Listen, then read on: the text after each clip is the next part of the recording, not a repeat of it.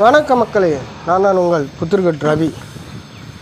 அண்ணன் சிவகாசி திருத்தாங்கல் அண்ணனுக்கு இடதுகால் மணிக்கட்டு பூட்டு ஜவ்வு விளை விட்டது.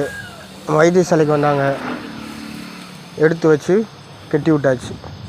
நம்மக்கிட்ட பார்த்திங்கன்னா முட்டி தேய்மானம், நீர்க்கட்டி, வர்ம பிடிப்பு, எலும்பு தேய்மானம் அனைத்திற்கும் சிறந்த முறையில் வைத்தியம் பார்க்கப்படும் மக்களே. நன்றி.